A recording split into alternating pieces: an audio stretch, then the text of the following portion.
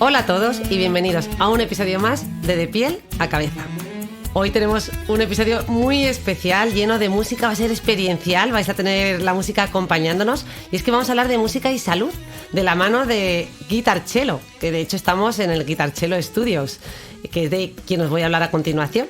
Pero antes de nada, bueno, hola Helen, hola Fernando, bienvenidos. Hola Rosa. Hola Rose, qué emocionante escucharte aquí comenzando a hacer tu podcast, el tuyo de tu hermana. Impresionada con vuestro equipo, estoy, deseando, esto lo estamos grabando porque merece la pena dejar una imagen de esto para poder compartir el nivel de equipo con el que estamos grabando hoy. Mi hermana Ana Molina, que hoy no nos puede acompañar, estaría fascinada, sí. Impresionada, porque está siempre metiéndose con nuestro equipo tan rudimentario. Y es que aquí, bueno, estaba pensando, no puedo ni humedecerme los labios porque se escucha. Sí, se escucha todo. ¿No, Fernando? Sí, como los canales de YouTube de gente que lo que hace es hablar así y hacer sonidos, porque es muy sensorial. Entonces han tenido un boom impresionante ese tipo de contenido que la gente ha creado muy orgánicamente y la gente responde de una manera impresionante, la verdad. Bueno, ya tenemos siguiente episodio de podcast para hablar de sensorialidad y además hacerlo experiencial de verdad. Correcto. Me habéis dado una idea maravillosa. Además tiene que venir aquí Ana a ver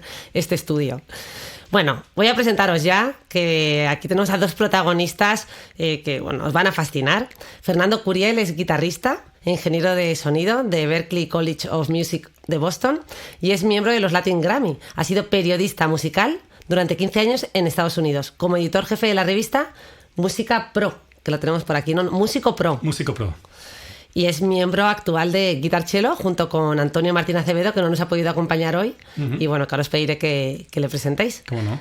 Y también tengo aquí a mi compañera, amiga del alma, compañera de especialidad porque me he formado con ella en el Hospital Clínico de Madrid y es un lujo tenerle aquí. Ella es Helen Trebau, médico psiquiatra, especialista en adulto joven y es desarrolladora de talento, quien se ha aventurado en esta rama, ¿no?, de la medicina artística, que es fascinante.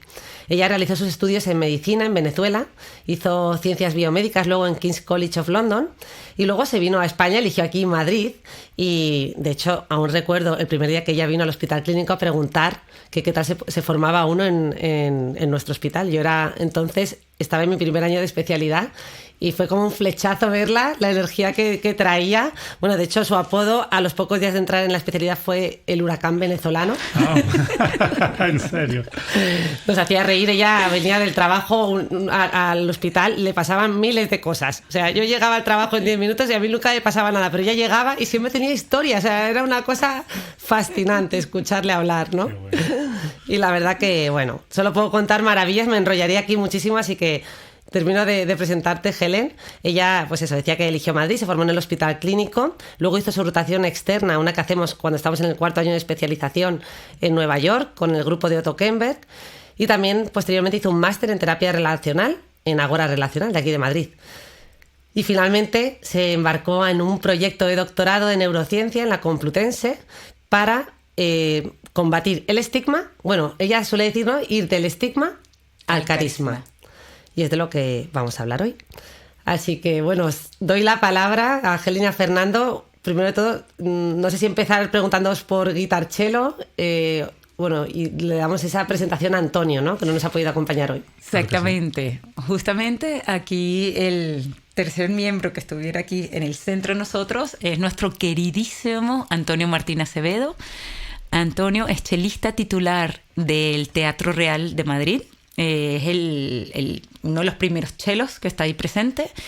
Él es ganador de múltiples becas, Reina Sofía, tanto pues a nivel nacional como internacional. Se ha ganado múltiples premios también, igual aquí en España como a nivel internacional. Y bueno, tiene también ese espíritu emprendedor que apostó por crear este camino de Guitarcello, que inicialmente se creó dentro de consulta de psiquiatría. Y ahora tenemos una misión mucho mayor que comenzamos en los hospitales y ahora vamos a las calles, a distintos eventos para poder transmitir el poder de la música a nivel de la salud mental. Qué bonito. Bueno, tenéis que escucharles porque yo he estado en sus conciertos y uno se queda hipnotizado. El próximo va a ser el 10 de octubre, el Día de la Salud Mental, en el Colegio de Médicos de Madrid. Espero que tengamos este episodio con el tiempo suficiente para anunciarlo y que se unan muchos compañeros porque va a ser impresionante. Y bueno, tenéis que estar ahí. Y contarnos un poquito más en detalle este proyecto de Guitar Cello, porque hemos mencionado ese paso del estigma al carisma. ¿Cómo lo podríamos resumir? Bueno, justamente cuando estaba haciendo la presentación de Antonio, comentamos que esto inició en consulta de psiquiatría. Y resulta que en el año 2015 recibo a Antonio tras un ingreso en el Hospital de La Paz por un episodio psicótico. Un episodio psicótico de tinte maniforme. Todavía no se le había puesto el apodo de qué tipo de trastorno psicótico o episodio psicótico tenía. Lo recibimos como usualmente hacemos pues en psiquiatría, Rosa. Empezamos pues con medicación, trabajamos con psicoterapia de forma semanal, ya progresivamente espaciamos un poquito más las sesiones. Salimos del episodio psicótico, salimos del episodio depresivo, que usualmente viene después de tener el episodio psicótico, y toca el momento de volver a la orquesta. Pero en el momento ya del paso a la orquesta le invadían esas voces internas, esos fantasmas internos que decían, voy a valer lo mismo a la orquesta. ¿Qué van a pensar mis amigos, mis compañeros tras un ingreso de psiquiatría? ¿Cómo me ve mi familia? ¿Me ve igual? ¿Me ve diferente ahora que tuve un ingreso en psiquiatría? ¿Puedo tocar el cello igual con la medicación que estoy tomando? Y claro, yo le decía, tráete el cello para poder escucharte. Para mí, evidentemente, sonaba exquisito. Imagínate tener un cello en consulta. Pero quería darle la validez objetiva de músico a músico. Yo no soy música, soy amante de la música, pero no tengo la menor idea de tocar ningún instrumento. Y se me ocurrió la idea, ahí hablamos de lo que sería expandir los límites del encuadre de la consulta, y me atreví a pedirle a Fernando a incorporarse dentro de la consulta para poder validar a Antonio de músico a músico. Fernando, como ya te contará, viene del mundo de la música de rock, o sea, de otro lado, no tenía nada que ver con la clásica, pero igualmente podía conocer cómo sería la técnica, la ejecución. Entonces el objetivo inicial era poder tener la validez para ver si la medicación realmente interfería y para poder disminuir ese autoestigma que era lo que más le dificultaba a Antonio poder ingresar de nuevo y fluir en la orquesta. Eso lo conseguimos con creces, pero esto se termina expandiendo por la genialidad de Fernando cuando le dice, Antonio, ¿y si improvisamos? Un músico clásico no improvisa. Un músico clásico, desde pequeñito, Antonio comenzó desde los 7 años a leer unas partituras complejísimas. Entonces son unos expertos en poder interpretar algo que nosotros jamás pudiéramos leer, y menos pues en un instrumento como puede ser el cello. Pero nunca había improvisado. Y fue ese momento cuando Fernando le abre esa puerta a ese espacio de la creatividad, cuando Antonio empieza a tener su propia voz dentro de la música y empieza a surgir realmente la magia. Qué bonito. Sí, pues así es. Yo recuerdo vívidamente cuando conocí a Antonio por Skype. Yo estaba en Miami, él estaba aquí en Madrid en una consulta con Elena. Y bueno, cuando lo conocí en persona por primera vez, que lo vi tocando en el Auditorio Nacional de Música, extraordinariamente. La verdad es que es un virtuoso muy musical, con mucho corazón, con mucho que ofrecer a nivel sentimental. Que hay muchos virtuosos que son muy técnicos, pero que te encuentres, tenga ese balance no es tan usual. Y él fue el que me sugirió, me dice, oye, Fer, ¿qué tal si nosotros nos reunimos y hacemos música? Y me pareció una propuesta amigable, sin duda, y a la vez no tenía la visión clara porque desconocía por completo de una configuración de guitarra y cello en la manera que nosotros lo hemos desarrollado. Y la verdad es que fue muy orgánico y fue un gran acierto. Poco a poco nos reunimos y yo creo, me dejó más en evidencia algo que yo sabía, que lo más cercanos que pueden estar dos hombres o un grupo de hombres o personas es estando en una banda juntos, creando música, porque uno profundiza de una manera que no se profundiza en conversación o en sin palabras y uno conoce a la otra persona a través de la energía que está disipando, a través del sonido que está desarrollando, y es una experiencia sensorial profunda y maravillosa. Y como dice Elena, un día le empujo a decir, le digo, oye, ¿por qué vamos a improvisar algo? Y él me dice, pues va a ser la improvisación más honesta que has escuchado en tu vida, porque yo jamás he improvisado una nota. Y para mí en ese momento fue así como muy fuerte, porque yo como guitarrista de música contemporánea, rock, pop, blues, jazz, lo primero que hacemos es improvisar, es empezar a probar las notas, a ver cómo suenan y a ver cómo se relacionan en el diapasón del instrumento. Y no es tan didáctico, no tiende a ser para la gran mayoría de los músicos. Esperamos a que el perro deje de llorar. Es que no, perdonad, para... Eso es un perro que está aquí. No sabía qué era, pensaba que era. Es que ya no sabía, pues parece un perro, pero a ver si va a ser Alejandro. Llevo un rato escuchándolo y digo, que esto me distorsiona de verdad. Sí. O sea, que es un perro de verdad. Es el perro del vecino. Un perro que tiene esa forma de ladrido. ¿Cómo la diagnosticaras? No sé, pero es una melancolía. Un síndrome de desapego. Sí, todas las noches. Tiene ese ladrido, pero puntual, ¿sabes? Sobre esta hora y ya después.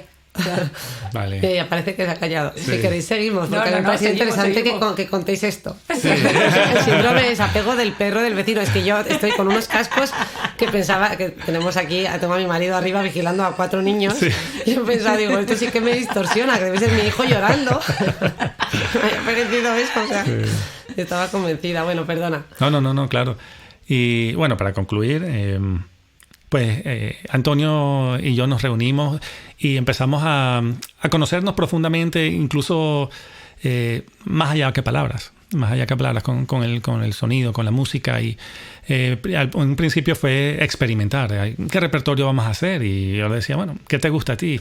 Y él se aventuraba conceptualmente con las sugerencias de canciones que hacer. Entonces sugería de repente algo de Metallica y que bueno, buenísimo, ok, claro.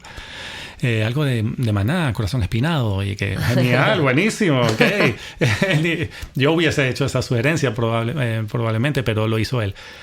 Y siempre fue, al principio fue como un poco como a modo experimental y terapéutico, un poco para él y no lo voy a negar, un poco para mí también, porque sin tener que ser paciente, uno siempre está en una vía constante de aprendizaje y de exploración personal, ¿no? Y bueno, entrando en la etapa de que nos presentamos por primera vez. Sí. Bueno, aquí quería, como estamos hablando justamente dentro de la parte de la medicina, de estigma a carisma, una de las cosas principales es que para poder luchar contra el estigma tienes que tener una muy buena conciencia de enfermedad. Y Antonio tiene una magnífica conciencia de enfermedad. Él sabe, al final el diagnóstico como tal es un trastorno bipolar, y él sabe que todos los años tenemos que tener ajustes de medicación, y él lo cuenta cuando vamos a los hospitales. Él dice, yo tengo que tomar esta medicación, y aunque no la quiera subir, yo sé que voy a tener que subirla durante un periodo de tiempo, porque va a haber un tiempo que me va a descompensar y después otra vez la bajamos y vamos jugando con eso. Y Antonio llegó a tener un episodio psicótico, ¿no? Que lo ha contado. Sí, el primer episodio psicótico fue de Tinta Maniforme, pero después ha tenido 2 episodios más uno depresivo, y luego tuvo uno mixto. Entonces, claro, que esto muchas veces la gente no conoce estas partes, ¿no? El trastorno bipolar, que por eso quería también destacarlo, ocurre lo mismo con la depresión. Hay gente que con una depresión mayor de repente empieza a tener síntomas psicóticos, una pérdida de contacto con la realidad. Eso también puede ocurrir en el trastorno bipolar, ¿no? Correctamente. Y él tuvo episodios psicóticos en los 3 episodios. Primero en el maniforme, en el mixto y en el depresivo. O sea, en los 3 tuvo la pérdida de contacto con la realidad. Entonces él está muy consciente de que necesita una medicación importante, un estabilizador del ánimo y un antipsicótico como tal. Y él lo cuenta cuando va al hospital. Mira, yo tengo que tomar tantos miligramos de quetiapina, tantos miligramos de ácido valproico, y con eso él demuestra cómo puede seguir teniendo una vida normal. Él se casó, él tiene su casa, él mantiene su trabajo en la orquesta conoce de su trastorno y ha reducido la jornada en los momentos que él ha requerido, lo ha apoyado un montón. El Teatro Real se ha portado espectacular.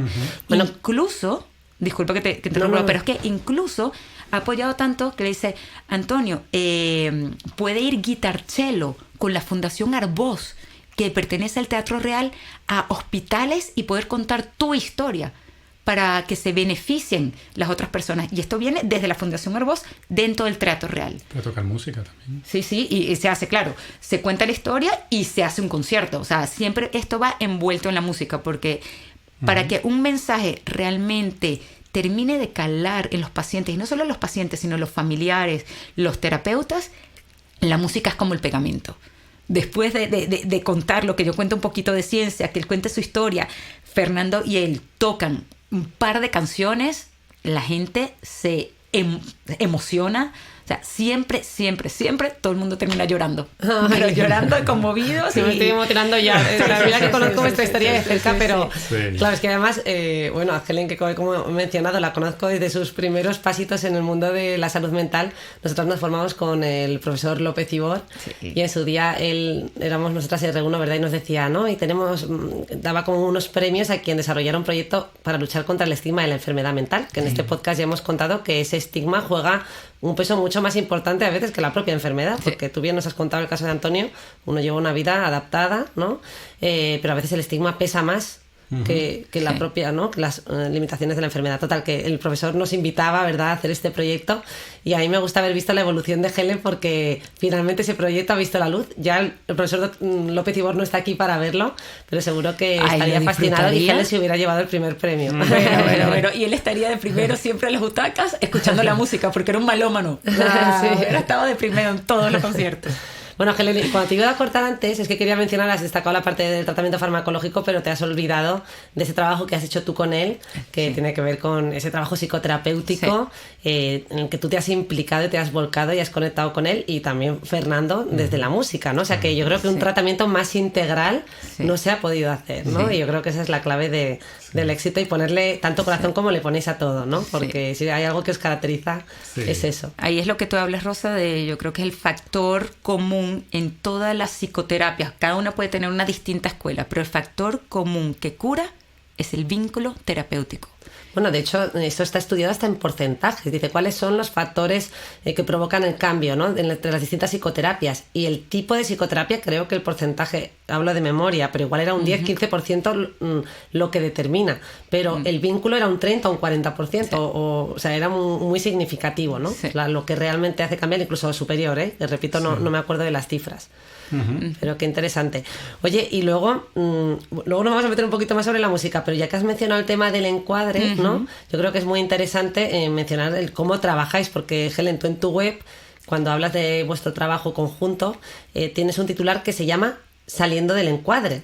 Y a mí esto me ha encantado, ¿no? Porque es verdad que, bueno, uno aprende la disciplina hospitalaria de cómo se trabaja en cualquier especialidad médica, ¿no? Y por eso pasamos por unos cuantos años de especialización donde aprendemos todos los formalismos, pero luego uno se va desarrollando y va aprendiendo de aquí y de allá, ¿no? Helen ha viajado mucho, ha aprendido de muchos profesionales, ¿no?, con los que ha tenido oportunidad de formarse.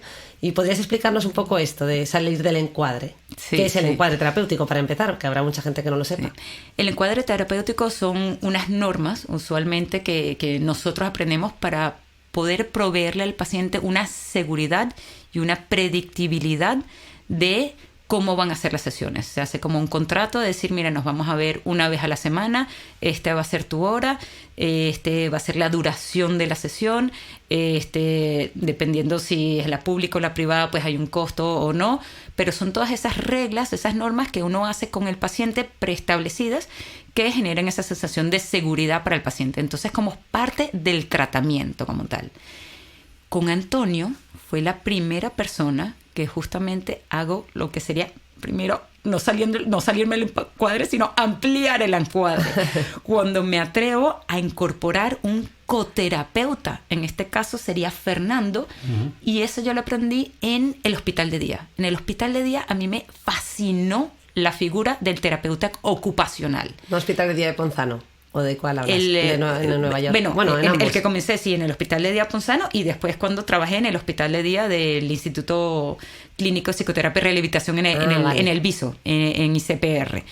Entonces, al ver pues esa figura y al incorporar pues el coterapeuta, dije, ¿por qué no podemos hacer esto en consulta externa? Porque en consulta externa estás tú solo en la consulta, el paciente y si acaso la familia o alguien más que tú cites, pero usualmente uno no tiene coterapeutas dentro de la consulta externa, o no tiene la figura del terapeuta ocupacional, o sea, ahí no existe. O sea, existe el psiquiatra, existe tus psicólogos si haces derivaciones, pero no hay ese equipo que usualmente está dentro de un hospital de día. Entonces, con esa vivencia que me fascinó de crecimiento en el hospital de día, me atreví a incorporar primero a Fernando dentro de la consulta. Y el siguiente paso fue salir de la consulta, que es una de las cosas que mucha gente me preguntaba, pero ¿cómo puedes ver tú, Antonio, fuera de la consulta? ¿Cómo haces tú para poder compaginar si viene a ensayar con Fernando aquí en el estudio de Guitar Cello, lo ves en la consulta terapéutica y de repente lo vuelves a ver aquí en el estudio y están en otro contexto completamente distinto? Pues resulta que cuando hay un vínculo terapéutico muy, muy fuerte, intrínsecamente se mantiene ese contrato terapéutico que tú haces cuando estás dentro de la consulta y se crea otro con sus respetos fuera de la consulta. Esto lo hemos hablado Antonio y yo, y él sabe que hay ciertas cosas, sabes, que no se pasa, que están esas limitaciones, pero que nos podemos relacionar perfectamente dentro de la consulta, y el vernos fuera de la consulta no hace que nada se censure dentro de la consulta. Eso es lo más importante. Él cuando entra dentro de la consulta y cierra la puerta, entramos dentro de nuestro espacio seguro y podemos hablar de un montón de cosas, incluso de conflictos que puedan suceder dentro de Guitar Cello. O sea, nos salimos de aquí y cuando venimos a Guitar Cello volvemos a trabajar desde otra forma. Qué difícil esto, ¿no? Yo creo que para aquellos escuchantes que no estén familiarizados, nosotros, bueno, y siempre se ha dicho, ¿no? Bueno, y se hace. O sea, un psiquiatra no puede trabajar, o un psicólogo no puede trabajar con un familiar o un amigo. Correcto. Porque al final se contamina. Ese contenido deja de, ¿no? Estamos sesgados en nuestra mirada hacia el otro, ¿no? Pero bueno, yo creo que esto, ¿no? Que realmente ahí no era un amigo ni un familiar, sino que él llega a tu consulta y conseguimos mantener a través de ese vínculo y uno con este contrato terapéutico fuera y dentro de la consulta, ¿no? Claro, yo creo que la clave para que eso funcione es un poco lo que mencionó Elena, que él es, su personalidad es que él es muy, muy consciente y consecuente con su estado de salud mental y su condición bioquímica, me imagino, porque tiene que tomar medicamentos. Entonces, al ser tan consciente, él puede estar en el encuadre terapéutico dentro de la consulta y respeta la posición en la que él está y en la cual está Elena como su psiquiatra.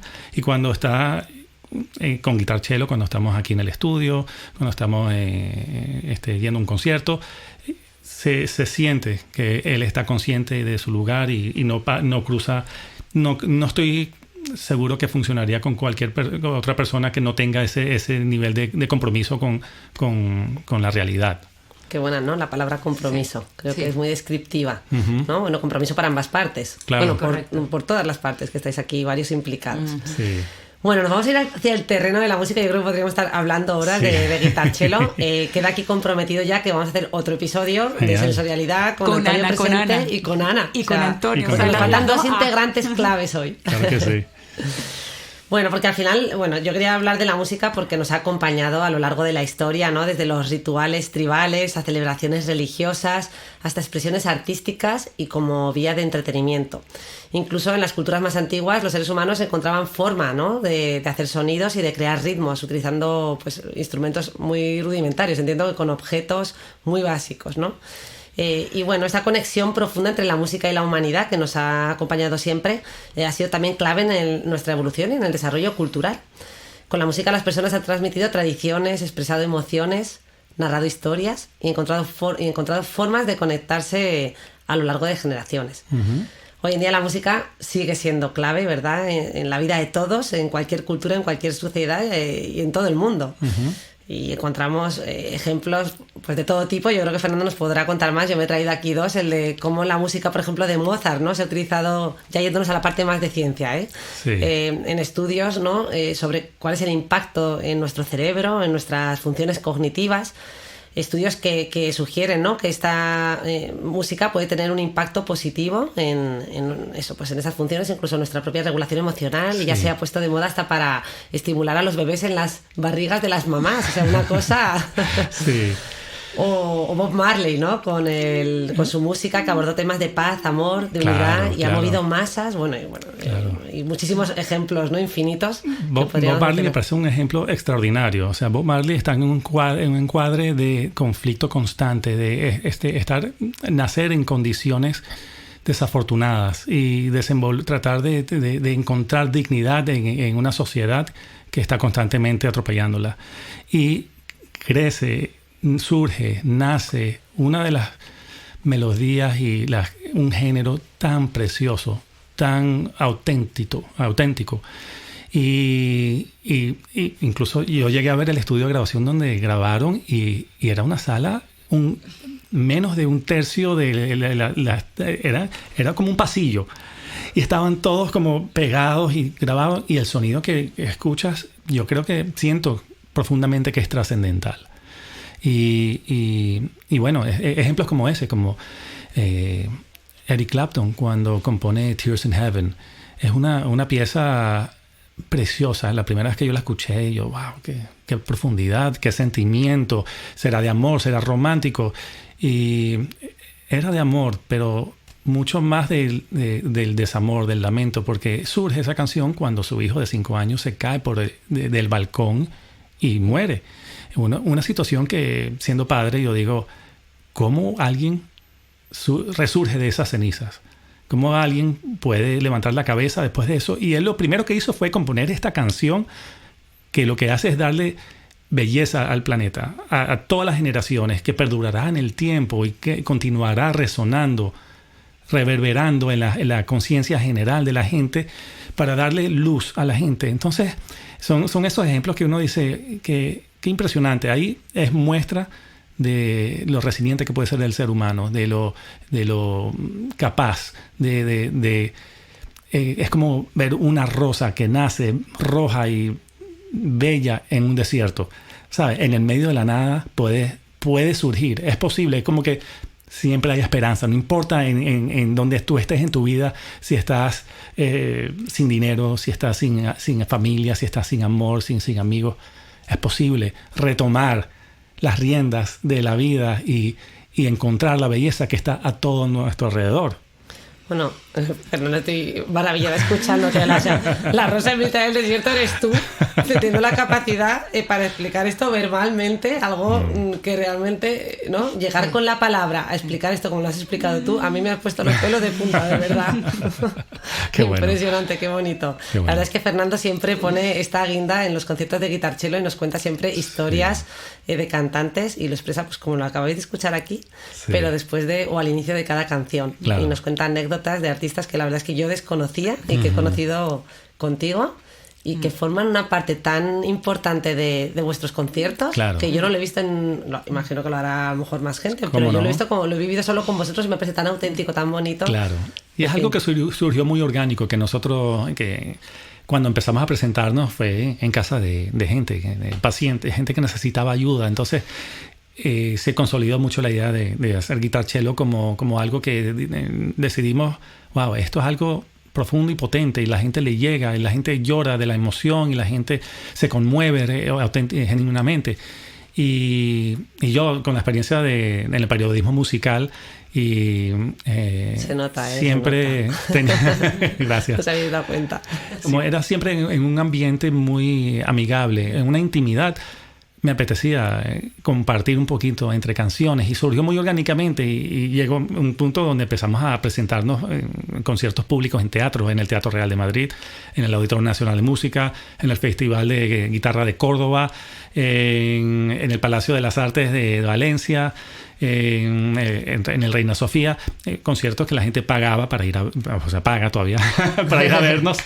Y me convencieron, tú no puedes dejar de contar estas historias. Y un asistente una vez, después de un concierto, se acercó y me dijo, me encantó la música, pero te digo que aumenta tanto la experiencia. Total. Con las anécdotas. Y me dijo algo que nunca se me olvidará.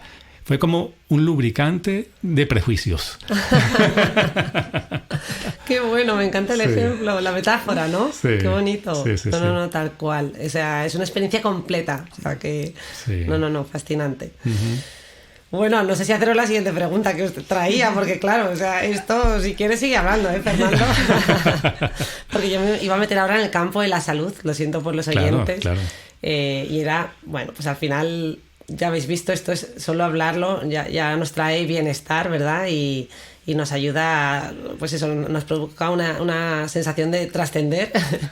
Y es que, bueno, la música ha mostrado beneficios, hay artículos científicos que hablan de, bueno, pues de cómo mejoran nuestros niveles, ¿no? Bajan nuestros niveles de estrés, el cortisol disminuye en automático. Tú puedes salir tienes el cortisol disparado, pero tú llegas, te pones música y experimentas una sensación, ¿no? Que es casi a veces en automático, ¿no? Sus beneficios también en la ansiedad, en nuestro estado anímico y para nuestras funciones cognitivas, ¿no? Pues superiores, de atención, memoria, concentración, mejora nuestra expresión emocional, la conexión con el otro, en fin, podríamos decir tantas virtudes y hay ya tantos artículos científicos que hablan de todo esto. No sé quién de los dos quiere abordar un poco y reforzar estas ideas o qué destacaríais de los beneficios de la música en general en la salud física y mental, ¿no? La música es el único estímulo que activa una cantidad de patrones cerebrales, de circuitos cerebrales a la misma vez, pero en distintas cadencias y fluidos que no lo hace ningún otro estímulo. Entonces, si tú hicieras una resonancia magnética funcional mientras estamos escuchando música, verías esto encendido, esto encendido, esto encendido, esto encendido. Y allí lo que está sucediendo es que nuestro cerebro imita las notas que estamos escuchando afuera. Entonces, esas frecuencias que estamos escuchando afuera las imitamos aquí y estamos secretando dopamina, los opiáceos endógenos, serotonina, noradrenalina, etcétera, etcétera, etcétera. Y bueno, si quisiéramos hablar específico de algunos lugares del cerebro que nos lleva, pudiéramos hablar de los ganglios basales. Los ganglios basales son los encargados del movimiento y la música, especialmente la rítmica, se utiliza en pacientes que tienen Parkinson, por ejemplo, y se ha visto que se activan las zonas premotoras. Al cargarse esas zonas premotoras, porque el paciente ya está anticipando el siguiente ritmo que va a venir, hace que los ganglios basales secreten aún más ese poquito de dopamina que les queda. Entonces, por eso mejoran mucho más los pacientes de Parkinson. Si nos vamos, por ejemplo, a la concentración, a los pacientes pues, con TDAH, otro, vemos cómo la música enfoca la corteza prefrontal también a través de la dopamina, inhibe pues, otros estímulos y nos permite aumentar la concentración en esas áreas. Y si quisiéramos hablar de la parte de las emociones, ahí nos iríamos al componente más mesolímbico, y esta parte mesolímbica se activa con lo que es novedoso. Si hay algo en la canción que yo estoy esperando que suceda, pero de repente viene algo que yo no me he esperado y me gusta, hay una gran secreción de dopamina en el núcleo accumbens y genera la sensación de que lo quiero volver a repetir y quiero volver a escucharlo.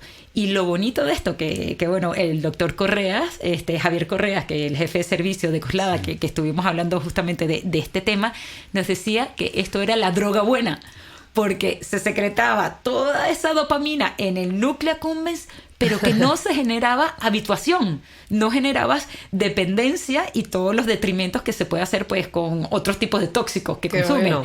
Entonces, la música es la droga buena porque utiliza el mismo circuito de placer sin generar la parte de la tolerancia y de la dependencia. ¿Cómo nos puede llegar a motivar la música? Te estaba escuchando y digo, con razón.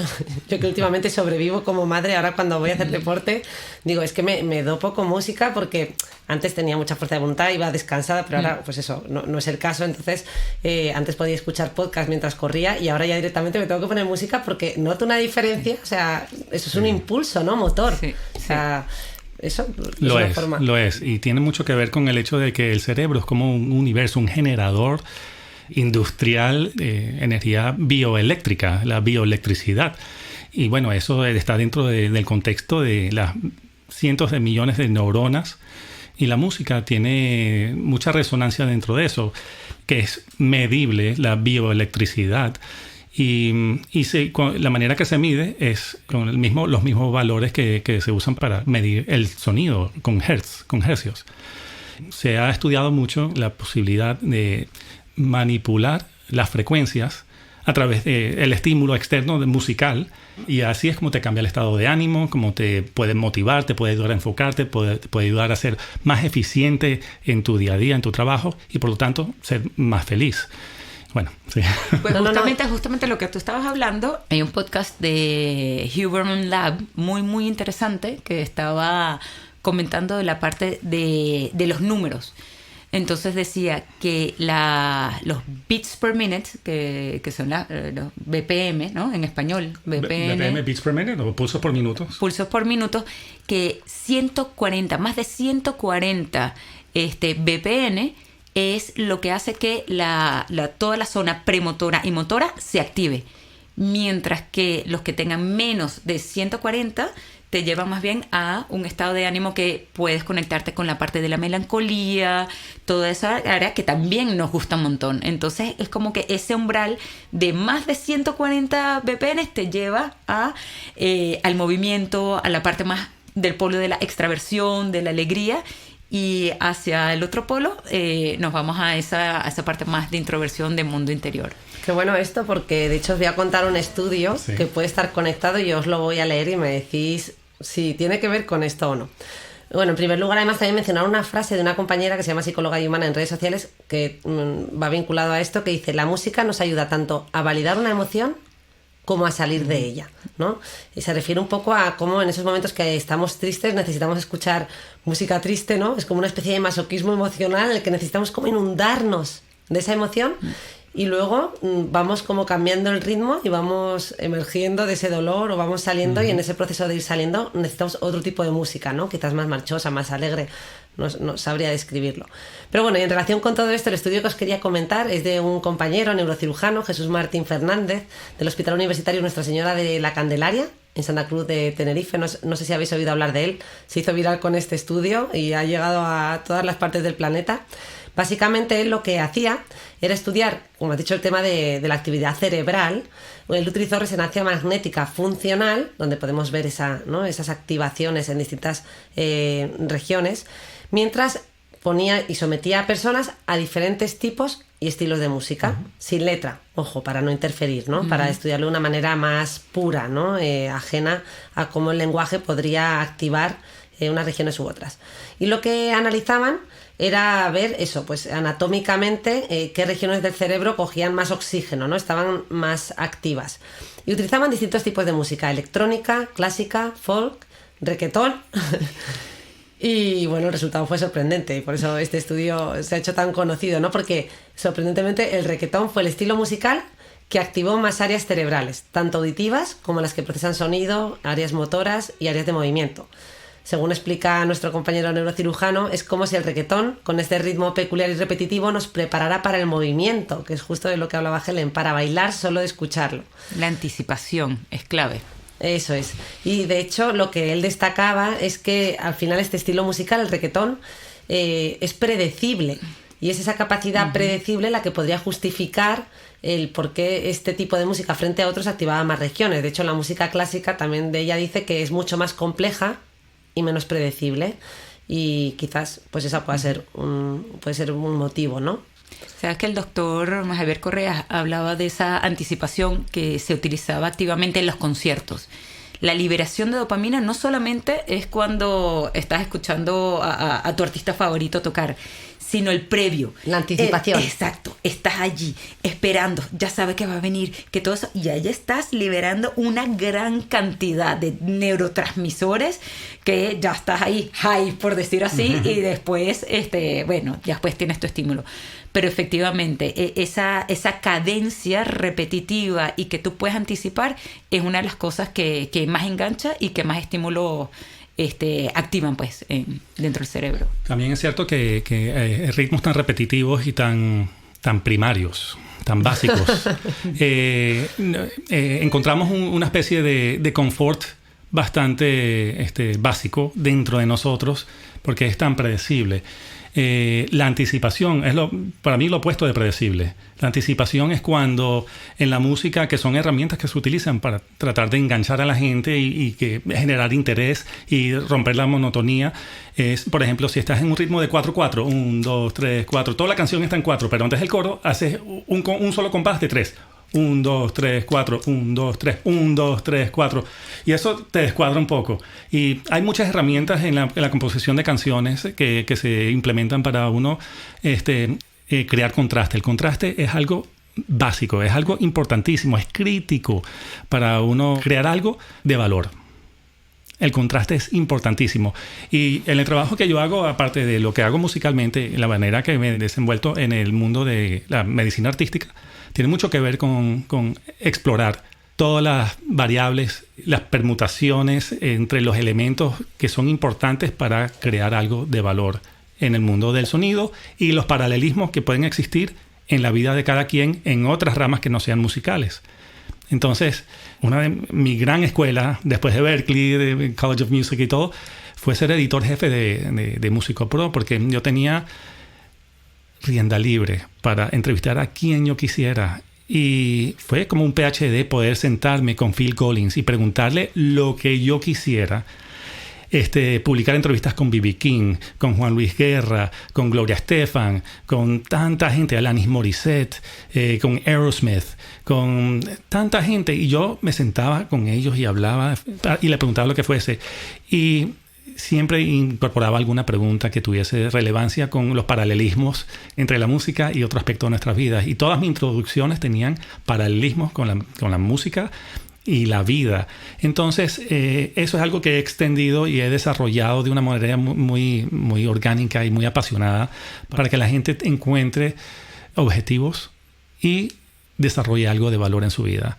Y también para entender las relaciones que uno puede tener con gente, porque en las notas musicales son como la cantidad de personas que importan en tu vida, ¿sabes?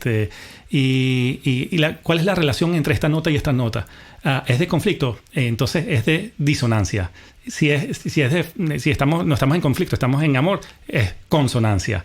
Entonces siempre se me ha hecho relativamente sencillo encontrar paralelismos, maneras de relacionar los elementos que hemos desarrollado a través de los siglos, que conocemos como música. Y el sonido es algo continuo, es algo, el pitch, la tonalidad. Si yo hago el sonido, ahí puede ser por miles de pitches, de tonalidades. Sin embargo, en el alfabeto musical solo existen 12 notas. En nuestro alfabeto musical occidental. En la India sí tienen más notas, por ejemplo. Qué chulo. Entonces, con 12 notas existen todas las canciones que jamás han existido y que jamás van a existir. Es como el inglés. Siempre uso el idioma verbal como ejemplo. Y hago preámbulo con eso usualmente porque cuando aprendí inglés me estaba aprendiendo el abecedario y digo, hay 27 letras nada más, sí. Y con esas 27 letras están todas las conversaciones que jamás se han dicho, todas las obras de teatro, todos los poemas, todas las películas, todos los libros que se han escrito, están dentro de 26 caracteres. Sí, pues sí. Y en la música solo hay 12 notas en el alfabeto occidental musical, como mencioné. Y de esas 12 notas no usamos las 12 notas para hacer una canción. Usamos una fórmula para reducirlo a 7 notas y es el do, re, mi, fa, sol, la, si.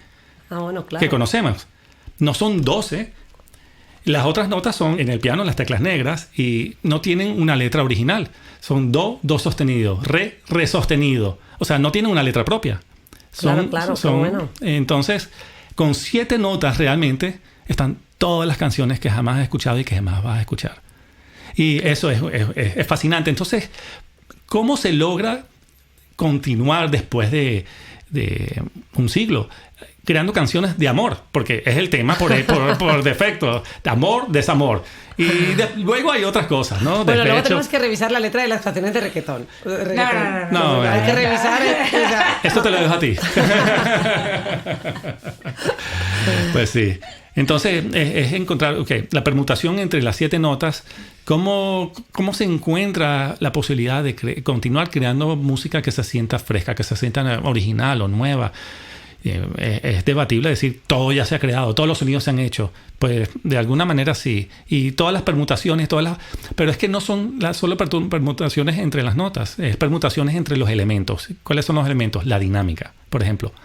La dinámica es que tan suave o que tan fuerte te estoy hablando. El efecto emotivo que va a tener, la resonancia afectiva que va a generar en ti va a ser muy diferente. solo con la dinámica. Luego está el timbre. El timbre es señor habla así, o si hablo así. Y si un saxofón produce el mismo hertz, 440 hertz, tocado por un saxofón y tocado por una guitarra o tocado por un piano, voy a identificar que la firma sónica, la firma sonora va a ser notablemente diferente. Entonces, hay distintos elementos para que con los que uno puede... ¿no? Yo te estoy escuchando y da la impresión de, claro, todas esas combinaciones dan resultados infinitos. Parece muy básico cuando decimos que solo hay 7 notas. O 12 si eres experimental y jazzista. pero la permutación entre los elementos es lo interesante. Y cuando empezamos a explorarlo como paralelismos dentro de nuestras vidas, empezamos a ver qué tan disonante o qué tan consonante es mi relación con mi esposa. Ahorita, en este momento en el tiempo, porque ¿a qué ritmo estamos yendo? ¿A qué velocidad? El BPM que decías, los beats per minute.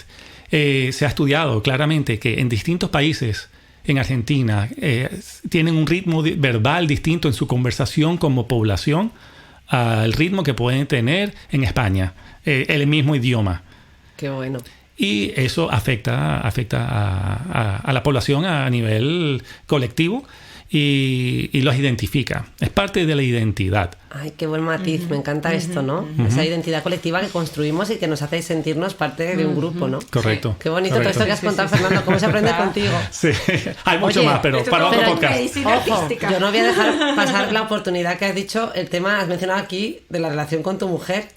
No me voy a meter en una pregunta controvertida. Sí. Pero, a ver, la que sí que os tengo que hacer, que lo estaba contando antes Helen, era... voy a hablar de otro tipo de sintonía que no tenga que ver con la relación matrimonial, que bueno, que es fascinante, ¿eh? Que esa la dejamos para otras y para un podcast de amor. Pero la sintonía con vuestras hijas, que son pequeñitas, justo me estaba explicando Helen el attunement, ¿no? De la mamá con el bebé, bueno, el papá con el bebé. Me encantaría que esto lo volviese a contar porque es súper interesante, ¿no? También cómo se vincula con este ritmo musical, que es lo que está un poco detrás, ¿no? De esa sintonización. Correcto. Pues justamente John Bowlby, el psiquiatra psicoanalista inglés, el padre de la teoría del apego, él explicaba que el niño nace ya con un sistema preestablecido para poder sintonizarse con la madre o con sus cuidadores. Entonces es el trabajo de los cuidadores poder llegar a hacer ese attunement con el bebé, esa sintonización. Y sintonizar significa que el bebé se siente que es reconocido y que estamos en un mismo espacio y que nos sentimos comprendidos. Entonces ese trabajo es un trabajo que usualmente pues buscamos pues, los padres desde que comenzamos pues con los niños, y una de las mejores formas para poder hacerlo es a través del tono de la voz. Bueno, no de las mejores, y que lo hacemos, por cierto, instintivamente. Instintivamente, vale. Exactamente. Eso viene automáticamente ya dentro de nuestro cerebro como padres, que sale y el niño lo recibe, para poder tener ese lenguaje que en inglés se llama the motherese, que es la forma en cómo las madres o los padres le hablan pues al niño de esta forma y para arriba, para abajo cuando es bebecito, y le cantas y le subes y el niño responde y entra en esa sintonía, y después progresivamente se vuelve muchísimo más complejo. Pero es impresionante. Sí, le vas poniendo voz, ¿no? Le pones voz al bebé y chiquitita, lo que tienes hambre. Sí, exactamente. ¿No? Entonces responde es con los tonos. O sea, ahí él no está midiendo qué le estás diciendo verbalmente, pero reacciona justamente con la intención que le estás poniendo tú en el tono. Si le pones un tono que pueda transmitirle miedo, él va a reaccionar con miedo. Si le pones un tono que va a ser de bienvenida, de cuidados, él va a reaccionar de esa forma. Uh-huh. Entonces es increíble que nosotros ya nacemos con ese aparato neurológico para poder sintonizarlos con nuestros cuidadores. Total. Qué importante, ¿no? Y esa sintonía que está en muchos más detalles y sutilezas del día a día que nos pasan desapercibidos, pero que juegan un papel clave en el desarrollo, ¿no? Psicológico de nuestros hijos. Claro. Eso da para otro podcast. Tú siempre hablas eso, pues, del yo piel, como comenzamos a desarrollarnos a través del yo piel, nuestras sensaciones, a través de todos los receptores propioceptivos y eso. Y esto completaría, este yo piel, no sé cómo yo la llamaríamos, sino yo voz, yo tono, algo, pero es qué bueno, total, ¿no? Esa frecuencia. Y yo movimiento también, ¿no? Porque sí. es este attunement acompañado muchas veces, ¿no? De cómo mecemos a nuestros hijos. Lo que necesitan es un poquito que hay estudios que muestran, ¿no? Un bebé sostenido sin movimiento versus un bebé con movimiento, que al final es ritmo también, hay música. Exactamente. Claro que sí. Exactamente. Bueno, o sea, todo esto a mí es que me parece fascinante este campo. Os haría 1000 preguntas más, pero vamos a tener que ir despidiéndonos y me he dejado aquí para el final una que en realidad Fernando ha hablado un poquito al principio, ¿no? De cómo la música al final le conectaba desde otra parte no verbal, no cognitiva, claro. Con Antonio. Y me ha recordado cuando te estaba escuchando hablar al libro de instrumental de James Rhodes, que él pues tuvo unas experiencias traumáticas en la infancia, que es lo que relata en este libro, que es de actualidad, y habla cómo al final de estas experiencias estas heridas tan profundas, pues había conseguido utilizar este vehículo de la música para pues salir de esas cenizas, ¿no? Y cómo le había ayudado y le había acompañado, ¿no? Porque de alguna manera llegaba a zonas, a regiones viscerales donde se habían quedado, ¿no? Las memorias quedan, entre comillas, a veces en nuestras vísceras, son cosas ¿no? que activan regiones cerebrales, pero han quedado ahí grabadas. Y cómo la música le ayudó muchísimo. Sí. Pues no estoy seguro cuál es la pregunta exactamente, pero... Sí, no te he hecho preguntas, he hecho una reflexión. pero la música, una de las cosas que se está estudiando y desarrollando y que se está entendiendo cada día un poco más, es que el estado en el que nos pone las frecuencias, que se están empezando a hacer mediciones un poco más científicamente, y se ha encontrado, por ejemplo, los 5 estados en los que nos pone, en el estado alfa, el estado beta. El estado alfa, por ejemplo, no recuerdo exactamente ahorita, tendrían que investigarlo, pero se encuentra entre los 20 y 30 Hz. El estado beta entre los 13 y los 20. Y así sucesivamente. Algo que me parece interesante, por ejemplo, se ha creído durante mucho tiempo que las grandes ideas surgen cuando estás en mayor nivel de actividad y mayor estado de alerta y frecuencia. Y se ha desprobado que lo opuesto es más cierto. Es como que necesitas vaciar el vaso para poder llenarlo de contenido primero, ¿no? Y entonces son los estados donde las frecuencias son más bajas, en los cuales estamos en mayor relajación. Es exactamente en el estado en el que habrá estado Newton cuando le cayó la manzana encima. Estaba debajo de un árbol en un día soleado, que según lo cuentan, yo no estaba ahí. Pero estaba en un estado de baja frecuencia, donde los pensamientos pueden asentarse y donde uno puede encontrar un nivel de relajación para bajar los niveles de estrés y encontrar un mayor nivel de enfoque. O sea, sería algo así como ese estado de flow del que se habla tanto. Correcto, sí. Un término más coloquial. Sí. Dice, a Newton le cayó la manzana y le salió de allí, ¿no? ¿Habéis visto ese meme que sale una fotografía con miles de ecuaciones y de números y de cifras? Dice, Newton cayéndole una manzana, le sale todo eso. Dice, a mí cayéndome una manzana. Claro, exacto. Bueno, y me quedo medio... Exacto, porque en nuestra generación lo que estamos es una vida mucho más rápida, ¿no? Estamos constantemente con el móvil, corriendo, viendo, revisando emails, revisando Instagram, revisando lo que sea, y no paramos. Y al no parar, nos estamos prohibiendo, nos estamos limitando la posibilidad de tener esos momentos de eureka. Claro, porque además, mira, esto a nivel de neuroimagen funcional se ha visto, ¿no? El estado de resting state, que es un estado de relajación mental en el que, claro, yo esto en el libro lo contaba, poniendo una metáfora de las partículas flotantes que podemos ver cuando estamos en una habitación de polvo, ¿no? Que están por ahí moviéndose de manera caótica y de repente colisionan unas con otras. Y realmente estas colisiones, que serían esos momentos eureka, surgen en ese estado de relajación. Pero cuando tú estás con el móvil, leyendo, mirando redes, tu cerebro está activado, como si dijéramos, está un circuito, puesto el foco en determinados circuitos cerebrales que están procesando información concreta, con lo cual es más difícil que emerja, ¿no? Claro. Esa creatividad o esas ideas que vienen en momentos de relajación y que los necesitamos. Yo creo que es un problema el que estamos viviendo actualmente, porque no hay tiempo para el aburrimiento y para encontrar estos espacios de silencio, ¿no?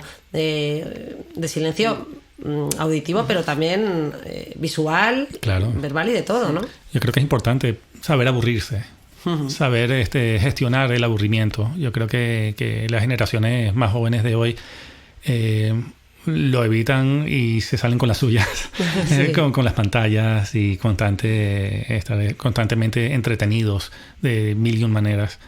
Y la música, en cierta manera, nos ayuda a distraernos, a hacer un viaje introspectivo más profundo que nos puede ofrecer una pantalla o debatiblemente un libro. Un libro yo creo que sí es tan importante como la música, sin duda. Es otra manera de viajar. Es otra manera de visitar las profundidades de quién eres tú realmente, sin prejuicios, sin pensar, sin tiempo. Estábamos hablando del tiempo. El otro día le estaba tratando de explicar a mi hija lo que era el tiempo, bueno, esas preguntas que empiezan a surgir, ¿no? Y una de las maneras reales de viajar en el tiempo que realmente existen es la lectura. Y es la música, pero la música yo siento que es más que el tiempo, es un viaje a otra dimensión, a una dimensión muy tan subjetiva que es universal. Qué bonito.